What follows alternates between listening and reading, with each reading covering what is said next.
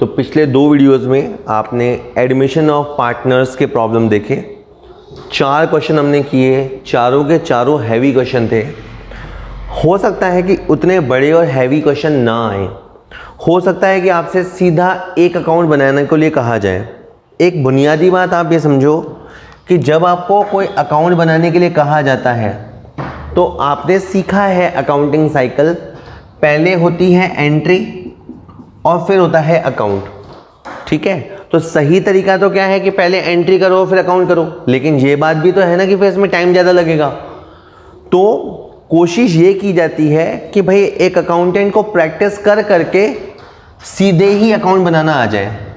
तो ये क्वेश्चन जो अभी है वो मैं 2 बार करूँगा, आप देखिएगा क्या है क्वेश्चन और कैसे मैं क्या कहना चाहता हूँ। The following was the balance sheet of Anurag and Bhavna who were sharing profits in the ratio of 2/3 and 1/3 on 31st March 2020। 2 partner थे, एक का नाम है अनुराग ए और एक का नाम है भावना बी। इन दोनों का आपस में रेशियो है 2/3, 1/3, 3 तो हो गया कॉमन, 2:1। और इनका मैंने बैलेंस शीट देखा। बैलेंस शीट में याद रखिएगा असेट जो होती हैं उनका डीआर नेचर होता है और जो लाइबिलिटीज होती हैं उसका सीआर नेचर होता है। और यहाँ पे कोई रिजर्व वगैरह नहीं है, कोई P&L नहीं है और इस तरफ कोई गुडविल नहीं है। यानी जो पुरानी बैलेंस शीट है उसमें तो कोई भी आइटम एडजस्टेबल नहीं है। नीचे ही मुझसे कहता है on 1 April 2020 they agree to admit Monica into the partnership on the following terms. इन्होंने मोनिका को अपना पार्टनर बनाया। Monica was to be given 1/3 share, अच्छा खासा शेयर दिया है, 1/3 हिस्सा, तीसरा हिस्सा मोनिका का होगा। And was to bring 15,000 as capital and 6,000 as share of goodwill. उसे 21,000 लाने होंगे, उसमें 15,000 कैपिटल है और 6,000 गुडविल के हैं। खैर, that the value of stock and plant and machine were to be reduced by 10%। ये की दैट द, इसको पढ़ते हैं ये की स्टॉक की value of plant and machine को रिड्यूस किया जाए। Were to be reduce, be word होता है ना, बी का मतलब होता है फ्यूचर टेंस में यूज होता है कि ये काम किया जाए, प्लांट एंड मशीन को रिड्यूस किया जाए। That a provision of 5% was to be created, PBD create किया जाए। That the building account was to be appreciated, building को एप्रिसिएट किया जाए। कोई राजा महाराजा है, हमें हुक्म दे रहा है ये किया जाए वो किया जाए, करेंगे सब।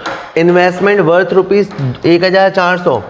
जैसे ही इसने इन्वेस्टमेंट बोला मैंने कहा कहाँ है, तो इसने बोला सुन तो सही, investment worth ₹1,400 not mentioned in the balance sheet were to be taken into account. जो बैलेंस शीट में नहीं है लेकिन उसको भी हमें अकाउंट्स में लेना है। मैंने कहा बस ना यार, बोले नहीं। That the account of goodwill was to be withdrawn by the old partners, ये अमाउंट वर्ड है। लास्ट में ये भी लिखा है कि जो गुडविल का अमाउंट है वो विड्रॉ किया जाएगा। तो बहुत ही एक अच्छा क्वेश्चन है, लेकिन कहा है प्रिपेयर रिवोल्यूशन अकाउंट। अब इसने केवल हमसे एक अकाउंट चाहा है, रिवोल्यूशन अकाउंट। 2 रास्ते हैं, एंट्रीज के रास्ते से जाओ या डायरेक्ट जाओ। एक बार डायरेक्ट सुनो, ये मैंने बनाया रीवैल्यूएशन अकाउंट। सपोज करो मैं जल्दी में हूँ, एग्जाम में टाइम कम है, मुझे कहा रिवोल्यूशन अकाउंट बनाओ, तो मैं कैसे सोचूंगा? मैं ये सोचूंगा कि देख भाई डीआर में लिखना है अगर लॉस होता है, तो ये परफॉर्मा नहीं है, बता रहा हूँ। लॉस अगर है किसी भी चीज़ से तुम्हें तकलीफ है तो तुम्हें डीआर में लिखना है, और तुम्हें मज़ा आ गया, कोई तुम्हें गेन हो गया, मुनाफा हो गया, तो आपको क्रेडिट करना है। ठीक है, सुनना। अब पहली आइटम कैपिटल गुडविल से रिलेटेड है, उसको छोड़ दो। इसने ये कहा कि स्टॉक की और प्लांट की वैल्यू को रिड्यूस किया जाए असेट की वैल्यू को कम करने से। अब आप अगर छोड़ दोगे तो नहीं आएगा, और आप सेकंड भर सोचोगे तो सही आंसर आएगा वापस। स्टॉक और प्लांट को कम करने से लॉस होगा, लॉस होगा तो अपने को डीआर पे लिखना है, तो आपको यहाँ डीआर में लिखना है। आप यहाँ डीआर में जाना और यहाँ पे लिख देना, एक तो स्टॉक और एक लिख देना प्लांट एंड मशीनरी। 10% का नुकसान होगा, 20,000 पे तो हो जाएगा 2,000 का नुकसान, और 35,000 पे नुकसान हो जाएगा 3500 का नुकसान। आगे, दैट अ प्रोविजन ऑफ 5%, एक 5% का प्रोविजन बनाया जाए। मैंने कहा क्यों? कहता है डाउटफुल डेट्स के लिए 5% का प्रोविजन बनाया जाए। ध्यान देंगे। अब प्रोविज़न हम क्यों बनाते हैं? कोई फ्यूचर की चीज़ के लिए। हमें पैसे का मिलना डाउटफुल लग रहा है, इसका मतलब हमें शायद नुकसान होने वाला है, शायद ये डेटर जो है ये हमें पैसा नहीं देने वाले और शायद हमें नुकसान होने वाला है। अकाउंटेंसी में जो नुकसान हो जाता है उसे भी लिखते हैं और जो होने वाला है उसे भी लिखते हैं। तो यहाँ पे आके लिख देंगे टू PBD। कोई मुझे कहे कि सर यहीं क्यों लिखा, आप उस तरफ लिख देते, तो उस तरफ प्रॉफिट्स लिखे जाते हैं। ये मैंने 9700 का 5% कैलकुलेट कर लिया है ना। आगे बिल्डिंग अकाउंट को एप्रिसिएट किया जाए, वाओ, तो बिल्डिंग को बढ़ाया जाएगा, असेट बढ़ेगी तो फायदा होगा, फायदा होगा तो CR में जाना है, CR में जाना है तो यूँ लिखना है बाय बिल्डिंग। ठीक है, आज चिंता नहीं करें, अपन 3 क्वेश्चन करेंगे, तीनों इसी तरह के होंगे। ये बिल्डिंग 50,000 है और 20% निकाल लेंगे तो 10,000 रुपये आ जाएगा। आगे कहता है इन्वेस्टमेंट जिनकी वर्थ मतलब होता है कीमत, वैल्यू, इन्वेस्टमेंट जिनकी वैल्यू 1,400 है जो कि बैलेंस शीट में मेंशन नहीं है, उनको भी अकाउंट्स में लेना है। तो अचानक आपके पास एक असेट आ गई, समझना, इन्वेस्टमेंट असेट होता है और असेट पहले नहीं था लेकिन अब उसे बुक्स में लाना है, तो ये है प्रॉफिट। प्रॉफिट होने पे आपको CR जाना है, प्रॉफिट होने पे आपको CR में जाना है। अब इतना करने के बाद आपको दोनों तरफ का जोड़ करना है। जैसे इधर हो रहा है 11,400 और इधर हो रहा है 5,985, ये 15 रुपये, तो ये हो गया 6,000 और ये हो गया 6,400। ठीक है, तो मैंने इनका जोड़ बाकी कर लिया, 10 में 5 गया, 9 में से 8 गया और उसके बाद क्या बचा, 3 बचा, 3 में से 9 गया, 4 बचा और लास्ट में 10 में से 5 गया। हाँ जी, तो 5,415 रुपये। CR बचपन में ही हमने खूब किए, CR और DR का गैप निकालना है। ये जो भी नतीजा है, चाहे अच्छा चाहे बुरा, ये पुराने पार्टनर्स का है। हालांकि अकाउंटेंट को पता तो होना चाहिए कि हुआ क्या। सोचो एम्पायर को ही पता नहीं चले क्या हुआ, तो प्लेयर्स को क्या खाक पता चलेगा जब एम्पायर को भी पता नहीं है, तो अकाउंटेंट को तो पता होना चाहिए क्या हुआ। तो ये साहब प्रॉफिट है। How do you know? क्योंकि ये प्रॉफिट ज़्यादा है, मुनाफा ज़्यादा है और खर्चे की तरफ कम है, तो ये प्रॉफिट है। अब ये प्रॉफिट किसका है? तो मैं आपको कहूँगा कि ये प्रॉफिट अनुराग और भावना का है। आप मुझसे बहस कर सकते हैं कि मोनिका का क्यों नहीं है, तो यार मोनिका कौन होती है? मोनिका तो जस्ट अभी आई है। ये एडजस्टमेंट किससे रिलेटेड है? पुरानी बैलेंस शीट से। तो पुरानी बैलेंस शीट किन की थी? पुराने लोगों की। तो उसका जो भी नफ़ा नुकसान होता है वो मोनिका के आने से पहले ये लोग शेयर कर लेते हैं। इनका आपस में रेशियो है 2:1। ये हो गए 3600, ये हो गए 1800, तो ये तो हो गए 5400, ये 10 रुपये और ये 5 रुपये। ठीक है, मैंने बांट दिया है। और यहाँ से एक आपको एंट्री आनी चाहिए, रीवैल्यूएशन DR टू अनुराग और टू भावना। तो बेटा ये जो मैंने अभी तरीका बताया ना, ये बहुत कारगर तरीका है, क्योंकि अधिकतर आपसे अकाउंट्स मांगे जाएंगे और डायरेक्ट मांगे जाएंगे, लेकिन मेरा उससे भी ज़्यादा, ये होते हुए भी मेरा जोर हमेशा एंट्रीज पे भी रहता है कि आपको एंट्रीज करनी आनी चाहिए। एक 2 मिनट की नॉलेज और ले लो कि जब मोनिका आई थी तो वो कैपिटल लाई, तो हमारे पास कैश आया। ठीक है, तो हम कैश को करेंगे DR और मोनिका का पैसा है तो लिखा मैंने मोनिका कैपिटल। एंट्री हो गई cash account DR to Monica capital, और ये एंट्री हो गई बेटा 15,000 रुपये से। ठीक है, इसके अलावा वो 6,000 रुपये और लाई, लिखा मैंने cash account DR to goodwill, वो 6,000 रुपये और लाई। फिर ये के साथ एक एंट्री आप फ्री में करना, ये पैसा आया है लेकिन ये पैसा दिया ही इसलिए जाता है क्योंकि अनुराग और भावना ने सेक्रीफाइस किया है, तो ये पैसा अनुराग और भावना के अकाउंट में चला जाएगा और ऊपर आ जाएगा गुडविल। और इसके लिए देखा जाएगा इन्होंने किस रेशो में सेक्रीफाइस किया है। कई बार क्वेश्चन जो होता है ना वो साइलेंट होता है, साइलेंट कैसा होता है, बोलता कैसा है, वो भी बताऊंगा। अभी समझो क्वेश्चन साइलेंट है इस बारे में कि मोनिका को शेयर अनुराग ने दिया या भावना ने दिया, इस बारे में क्वेश्चन साइलेंट है, तो मानेंगे कि 2:1, इन्होंने 2:1 में सेक्रीफाइस किया तो ये 2:1 में जाएगा। और अब एक 2 मिनट में और लूंगा आपके, जैसे लिखा आया था इसके बाद कि स्टॉक को और प्लांट को डाउन किया जाए, रिड्यूस किया जाए, तो क्या होगा, लॉस होगा। तो लॉस होने पे डीआर करना है, किसको डीआर करना है, रिवैल्यूएशन को। तो आप यहां लिखेंगे revaluation account DR to stock to plant and machinery.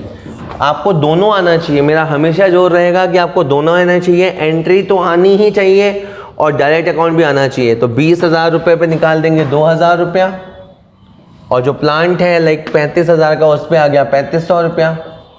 ठीक है, 2 मिनट और सुनते रहिएगा। उसके बाद कहता है प्रोविज़न बनाया जाए, पैसा डूबने वाला है, हाय राम पैसा डूबने वाला है, कुछ किया जाए तो लॉस है, लॉस होने पे रिवैल्यूएशन डीआर, आप रिवैल्यूएशन बड़ा लिखते लिखते थक गए तो आरईवी लिख दो, रिवैल्यूएशन टू पीबीडी, और ये हो गया आपका 9,700 का 5%, दैट इज 485। नेक्स्ट कहता है बिल्डिंग को बढ़ाया जाए, एप्रिसिएट लिखा हुआ है, बिल्डिंग को बढ़ाया जाए, वाओ। प्रॉफिट होने पे सीआर किसको, रिवैल्यूएशन को सीआर और बिल्डिंग डीआर। ठीक है, और 20%।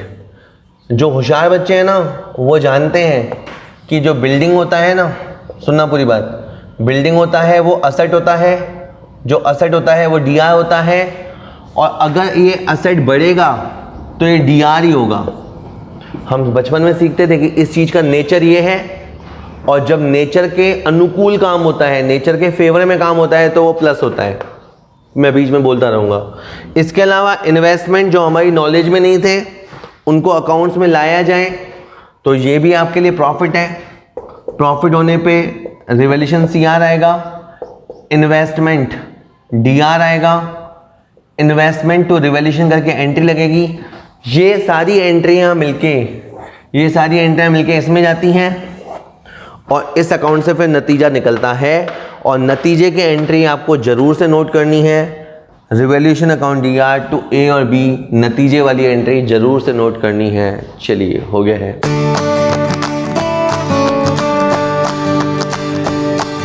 अकाउंट के क्वेश्चन आज अपन कर रहे हैं।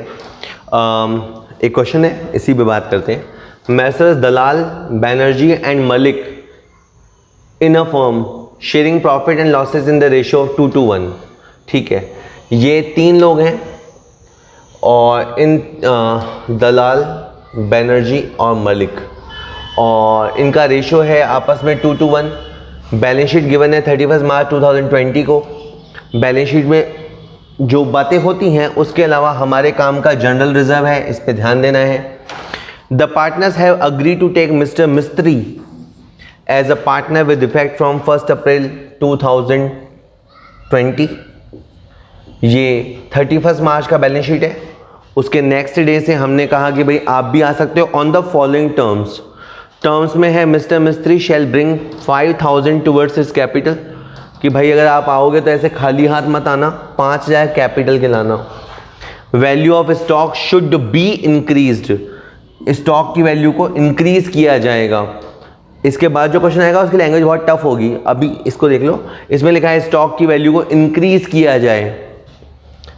Reserve for bad dates should be provided, ये भी करना है, मतलब जहाँ पे भी बी लग जाता है BE, वो काम फ्यूचर में होना है कि एक ना बैड डेट्स प्रोविज़न किया जाए, और वो डेटर्स पे होता है। Furniture should be depreciated by 10%, furniture को 10% कम किया जाए। The value of land and building should be enhanced by 20%, land and building की वैल्यू को 20% बढ़ाया जाए। तो बड़े लड्डू एडजस्टमेंट हैं। हमें कहा है प्रिपेयर रिवैल्यूएशन अकाउंट, 2 तरीके, बोर नहीं करूँगा पर फिर भी। एक तरीका है डायरेक्ट बनाओ, वो तो बहुत सिंपल है। आप वहाँ गए, बड़े आराम से आप लिखो रिवैल्यूएशन अकाउंट। इसको बनाने के ऑलमोस्ट 2 नंबर से लेके 3 नंबर तक मिलते हैं।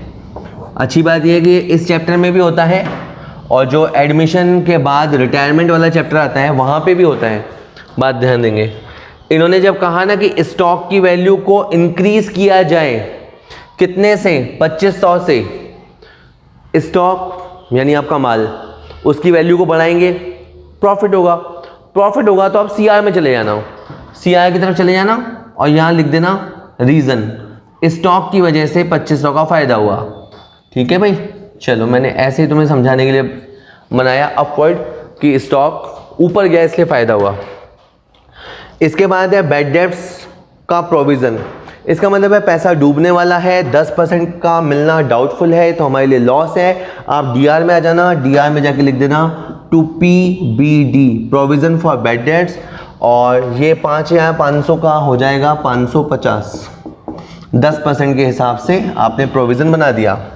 नेक्स्ट, फर्नीचर को डेप्रिसिएट किया जाए। फर्नीचर एक असेट है, उसकी वैल्यू कम हो गई, लॉस होगा। लॉस होगा तो आप DR में आ जाना, लॉस होगा तो आप DR में आ जाना, और ये 6,500 पे हो जाएगा 650, 10%। लास्ट में कहता है लैंड एंड बिल्डिंग की वैल्यू को इंक्रीज़ किया जाए, इनहेंस किया जाए, एप्रिसिएट किया जाए, प्रॉफिट होगा तो CR में आ जाना। लैंड एंड बिल्डिंग लिख देना, उसको आप, ये ऐसा कोई साइन बनाने की ज़रूरत नहीं है, मैं वैसे बता रहा हूँ। 20% है, ये 25,000 है और उसका आप 20% निकालोगे तो 5,000 आ जाएगा। आखिर में आपकी ये जो CR की तरफ की जोड़ है वो है 7,500 और जो DR की तरफ जोड़ है वो तो है मात्र 1,200 और दोनों का जो गैप है वो है 6300। एक बार फिर हमें प्रॉफिट हुआ, जब से हम क्वेश्चन कर रहे हैं प्रॉफिट ही प्रॉफिट हो रहा है, और ये प्रॉफिट किसका है? ऑब्वियस सी बात है ये ओल्ड पार्टनर्स का है। आपके बोलने में आना चाहिए कि ओल्ड पार्टनर्स का है। ओल्ड पार्टनर्स का रेशियो क्या है? 2:1, 6,300 इंटू 2/5, 5 से कम 5, 5 दूनी 10, 5 छंग 30, तो 2520 और 1260, इस तरह से आप प्रॉफिट को बांटेंगे। मैं अब आप, ये हो गया है, क्वेश्चन सॉल्व हो गया है, बट हम उस बेसिक नॉलेज को कभी नहीं भुलाएंगे। क्वेश्चन जब भी शुरू करो, अगर आपके पास जनरल रिजर्व है तो इसका क्रेडिट नेचर है, इसको देखते ही गोली मार देना। जनरल रिजर्व को देखते ही गोली मार देना। जनरल रिजर्व अकाउंट DR तो दलाल, बनर्जी, मलिक और इनके आगे आ जाएगा कैपिटल्स। ठीक है, और अमाउंट आप बांट लोगे, मैं टाइम पास नहीं करूँगा। आगे जब मिस्त्री, उसके बाद मिस्त्री जी आए, 5,000 रुपये लाए तो कैश आया, मिस्त्री लाया, कैश DR टू मिस्त्री कैपिटल, इस तरह से एंट्री हो जाएगी। उसके बाद जब इसने कहा ना स्टॉक को इंक्रीज किया जाए 2,500 से तो प्रॉफिट हुआ, और प्रॉफिट होने पे रिवैल्यूएशन को CR करना है, तो रिवैल्यूएशन को CR करना है। तो आप समझना, कभी मैं बोलूँगा रिवैल्यूएशन के CR में जाना है, अगर मैं अकाउंट बनाऊंगा तो मैं बोलूँगा CR में जाना है, लोकेशन बताऊंगा, और करना है तो फिर इसको CR करना है ना। ये बहुत आसान बात है, तो मैं सोच रहा हूँ कि और कितना आसान करके बताऊँ स्टॉक टू रिवैल्यूएशन। इसके अलावा PBD बनाया जाए, उससे हमें लॉस होगा, लॉस होगा तो रिवैल्यूएशन को DR करना और नीचे लिख देना रीज़न कि PBD बनाने की वजह से हमें 550 का नुकसान हुआ। इसी तरह से आगे कहता है कि फर्नीचर को डेप्रिसिएट किया जाए, उससे हमें लॉस होगा, लॉस होने पे रिवैल्यूएशन DR करेंगे और नीचे रीज़न आएगा कि फर्नीचर की वजह से हमें नुकसान हुआ 650 का। और लास्ट में इसने कहा कि आप ऐसा करो कि लैंड एंड बिल्डिंग को इनहेंस कर दो तो आपको फ़ायदा होगा। फ़ायदा होने पे रिवैल्यूएशन CR होगा, ऊपर लैंड एंड बिल्डिंग आएगा और 20% के हिसाब से वैल्यू आ जाएगी। और आप भूलना मत, क्योंकि अगर आपने एक एंट्री भूल गए तो आपका पूरा पार्टनर्स कैपिटल अकाउंट गलत हो जाएगा। अगर आपने ये एंट्री नहीं बनाई तो ये एंट्री लाइक ऊपर से नीचे की तरफ रीड करते हुए बोलेंगे रिवैल्यूएशन अकाउंट DR टू पुराने पापियों के नाम दलाल, बनर्जी और मलिक। ये जो 6,300 हैं इनको अपन ने डिस्ट्रीब्यूट किया 2,520, 2,520, 1,260। ये एंट्री बहुत ज़रूरी है क्योंकि आने वाले लेक्चर्स में रिवैल्यूएशन के बाद अपन पार्टनर्स कैपिटल अकाउंट के पीछे पढ़ेंगे। ठीक है बेटा, चलिए हो गया है।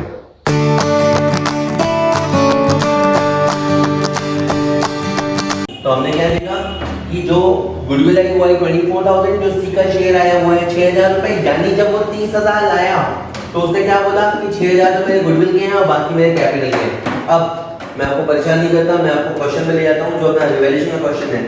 पूरा ही क्वेश्चन ये बहुत अच्छा है। क्वेश्चन कहता है furniture is under valued bye 12,000। तो अगर आप जल्दीबाजी में हैं तो आप पढ़ेंगे अंडर वैल्यू, वैल्यू कम है, कुछ भी। लैंग्वेज सुनना, फर्नीचर इज अंडर वैल्यूड। इन्होंने फर्नीचर को कम दिखा रखा है, यानी ये कहना चाहता है कि इसे बढ़ाओ। दो तरह से लैंग्वेज बोलता है, या तो ये बोलेगा फर्नीचर को बढ़ाओ, हिंदी में बोल रहा हूँ, फर्नीचर को बढ़ाओ, या क्या बोलेगा फर्नीचर को हमने कम दिखा रखा है। इंग्लिश में क्या बोलेगा furniture is to be increased, या तो फ्यूचर में बोलेगा इज टू बी इंक्रीज्ड, या दूसरा बोलने का तरीका है कि furniture is under valued. Finally आप समझ गए हैं, इन लोगों ने फर्नीचर को अंडर वैल्यू कर रखा है। मैं इसे ऊपर करूंगा, ऊपर करूंगा तो प्रॉफिट होगा, और प्रॉफिट होने पे अपने को सीआर साइड में जाना है। हमने पिछले दोनों क्वेश्चनों में भी डायरेक्ट रिवैल्यूएशन बनाया, अपने को सीआर में जाना है और सीआर में जाके फर्नीचर लिखना है 12,000 रुपए। और सुनेंगे and the value of stock is reduced to 13,000 रुपए। ये इस टू के बाद यहाँ पे बी वर्ड है, प्रिंट नहीं हुआ है, ठीक है। इस बी देखिए, ये जो स्टॉक है 15,000 का, इसकी वैल्यू को हमें 13,000 रुपए तक लाना है। लैंग्वेज सुन लीजिए वापस, and the value of stock is to be reduced to 13,000। इसे हमें 13,000 तक लाना है। कोई चीज 15 है, इसे हमें 13,000 तक लाना है। उसके चक्कर में क्या होगा बेटा, लॉस होगा। लॉस होगा तो डीआर में जाइएगा, डीआर में जाके लिखना टू स्टॉक 2000, लॉसेस इस तरफ, गेन उस तरफ। और क्या कहता है, provident fund is to be increased by, provident fund is to be increased by 1,000 rupees. अब एक लायबिलिटी है, इसको कहता है इंक्रीज किया जाए। लायबिलिटी को इंक्रीज करोगे तो लॉस लगेगा, लॉस लगेगा तो डीआर में जाना, टू प्रोविडेंट फंड 1,000 रुपए जाएगा। और एक और बात लिखी है, creditors are unrecorded to the extent of 6,000। तो इसने आपको इन्फॉर्म किया कि क्रेडिटर्स आर अनरिकॉर्डेड, कि क्रेडिटर्स को आपने रिकॉर्ड नहीं किया है। तो ये कहना चाहता है रिकॉर्ड करो। अब अगर तुम क्रेडिटर्स को रिकॉर्ड करोगे तो क्या होगा, लॉस होगा। इस तरह में समझ ही नहीं आ रही आपकी बातें, मैं वहां पे बोल दूं। इन्होंने ये बोला है कि क्रेडिटर्स अनरिकॉर्डेड हैं, मतलब रिकॉर्ड करो, रिकॉर्ड करोगे लायबिलिटी को तो लॉस होगा, लॉस होगा तो डीआर में आओगे। अब क्वेश्चन होने को आया खत्म। आप देखिए यहाँ पे इस तरफ तो हो रहा है 12,000, इधर हो रहा है 9,000, 12 में से 9 गया तो बाकी आया 3,000। ये जो भी गैप आएगा वो ओल्ड पार्टनर्स में जाएगा। ओल्ड पार्टनर्स का ओल्ड रेशो अप्लाई करना है। ओल्ड रेशो 5:3 है। 3,000 इंटू 5/8 करेंगे इसको। अगर 5/8 से तो 8 या 24, 60, 8 7 56, 8 5 40, ठीक है। 15 1875 और 1125। इस तरह से आपकी एंट्री बनेगी। ये एंट्री आपको जरूर ड्रॉ करनी है। Revaluation account DR, revaluation account DR to A B, ठीक है। तो ये 1875 रुपए और 1125 रुपए, ठीक है। अपना रिवैल्यूएशन अकाउंट का काम हो गया है खत्म। मैं 2 मिनट आपकी नॉलेज के लिए बताता हूँ ताकि आपको पूरे की आदत पड़े। इस क्वेश्चन में क्या रह गया, एक तो ये जो वर्कमैन कंपनसेशन फंड था ना, जो बड़े क्वेश्चन आएंगे उसमें आप देखते ही इसको गोली मारना। कैसे मारोगे, ये है क्रेडिट नेचर, इधर की हर साइड जो प्रिंट है वो है क्रेडिट नेचर। इससे आसान देखो रूल में नहीं बता सकता आपको। Workman compensation fund debit to A और B, A capital B capital. आप जाओ ये 4,000 रुपए को 5:3 में डिस्ट्रीब्यूट कर दो, विच इज 2500 एंड 1500। चलो ये बात हो गई। इधर आ जाओ। नया, अच्छा पहले बता दूं ये है क्या। ये हमने फंड बना रखा था, क्यों? हमें लगा कि हमारे पास जो वर्कर है उसे कुछ हो गया तो हम उसे दे पाएंगे, दे सकें, इसलिए हमने फंड बनाया था। लेकिन इस क्वेश्चन में तो कुछ नहीं हुआ, इस क्वेश्चन में कुछ नहीं हुआ। तो इस फंड को जिन पार्टनर्स ने क्रिएट किया है वो पार्टनर्स उसे ले लेंगे। नया कैसे इसको ले सकता है? ये पुरानों ने क्रिएट किया है तो पुराने इसके मजे लेंगे।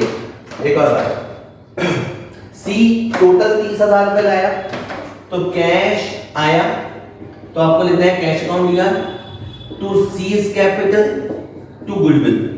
मैं आपको बता चुका कि ये पट्टा टोटल 30,000 रुपए लाया है, इसमें से 6,000 गुडविल के हैं और बाकी जो 24,000 है वो कैपिटल के हैं। कि सर इतना तो चिल्ला रहे हो, ये जो गुडविल के पैसे हैं ये उनके अकाउंट में जाएंगे जिन्होंने सेक्रीफाइस किया है। जब नया आता है तो पुराने लोग सेक्रीफाइस करते हैं। और इस क्वेश्चन ने कुछ बोला है, इस क्वेश्चन ने बोला है, देखो यहां पे लिखा है किसी को इन्होंने एडमिट किया into the firm for 1/4 share in the profit to be contributed equally by A and B. तो यहां पे ए और बी ने इक्वल कंट्रीब्यूट।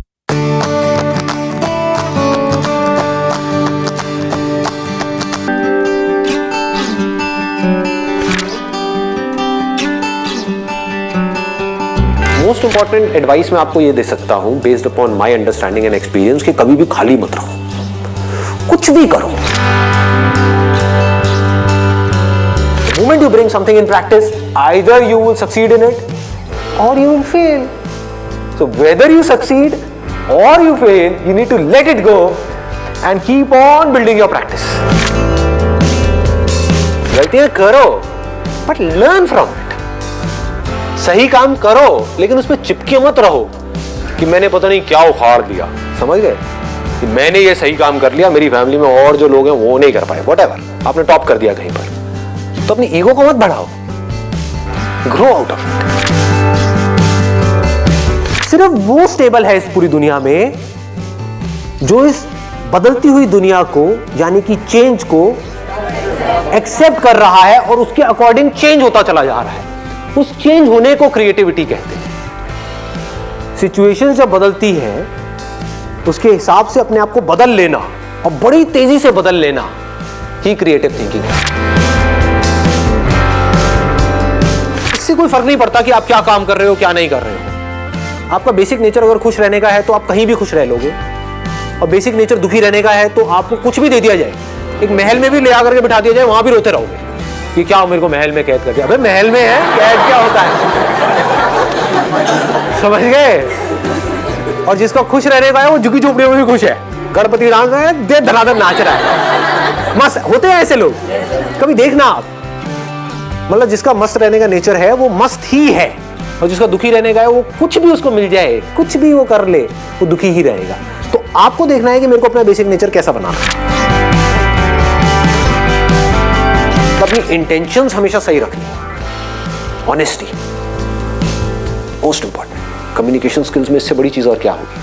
आपके बोलने की पावर इतनी अच्छी नहीं है, आप बोलते अच्छे से नहीं हो, लेकिन आप बिल्कुल ऑनेस्ट हो, आपकी इंटेंशन अच्छी है उस बंदे को लेकर के, खराब नहीं है, तो आपकी आंखों में दिखेगा, सामने वाले को समझ आ जाएगा, वो वाइब्रेशंस उसको पकड़ में आ जाएगी, वो फील कर लेगा, कहेगा कि हाँ यार ये जो बंदा है ना इन सारी टेक्निक्स को यूज तो कर रहा है लेकिन अल्टीमेटली मेरे अच्छे के लिए कर रहा है। किसी करियर में कुछ पड़ा नहीं है, हमारे ऊपर है उस करियर को हम किस लेवल तक ले जा सकते हैं। कबाड़ी का भी काम है ना, तो आपको करोड़पति कबाड़ी भी मिल जाएंगे अगर ढूंढोगे तो, अरबोपति भी मिल जाएंगे। आप समझ गए? तो ये नजर है देखने की। जो एंटरप्रेन्योर्स होते हैं या लाइफ में कुछ बड़ा कर जाते हैं ना, उनकी नजर औरों से अलग होती है, बिल्कुल अलग होती है। और लोग क्या होते हैं, वो यही सोचते रहते हैं कि कहीं कुछ बड़ा आएगा तब मैं कुछ बड़ा कर पाऊंगा। वो ये नहीं समझ पाते हर बड़े की शुरुआत छोटे से होती है। लोग ये समझ लेते हैं कि हम सक्सेसफुल तब होंगे लाइफ में जब हम कभी डिस्ट्रैक्ट ही नहीं होंगे, जब हम कभी फेल ही नहीं होंगे, जब हम कभी कोई गलतियां ही नहीं करेंगे, जब हम कभी गलत ट्रैक पे नहीं चलेंगे। सब कुछ करते हैं अचीवर्स भी, सक्सेसफुल लोग सारे दुनिया जहान के गलत काम करते हैं, आपसे ज्यादा करते हैं, बट फर्क क्या है, वो इंपॉर्टेंस देते हैं अपने सही कामों को। ये इतना इंपॉर्टेंट नहीं है आप क्या बोल रहे हो औरों को, या बाहर से दुनिया को क्या दिखा रहे हो कि मैं तो ये करने वाला हूं, मैं तो ये करने वाली हूं, मैं ये कर जाऊंगा, नेवर गिव अप, ये वो व्हाटएवर, करेज होना चाहिए। ये इंपॉर्टेंट नहीं है। इंपॉर्टेंट ये है, इसको ध्यान से समझना, कि जब आप अकेले में हो तब आप अपने अंदर ही अंदर अपने आप को क्या बोल रहे हो। अकेले में 24 घंटे जो आप अपने अंदर ही अंदर अपने बारे में बोलते हो, जो आप अपने बारे में सोचते हो, वैसा ही आपके साथ में होता है, क्योंकि उसी लेवल के आपके एक्शंस होते हैं, उसी लेवल की आपकी एनर्जी होती है।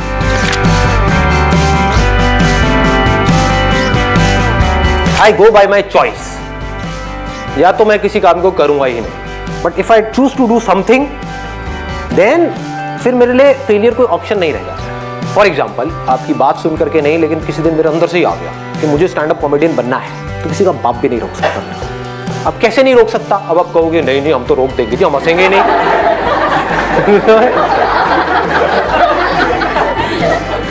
नहीं हंसोगे, एक बार फेल होऊंगा, 2 बार होऊंगा, 100 बार होऊंगा, 1000 बार होऊंगा, 1001वीं बार ऐसी एंट्री मारूंगा, हंस हंस के आपका बुरा हाल हो जाएगा।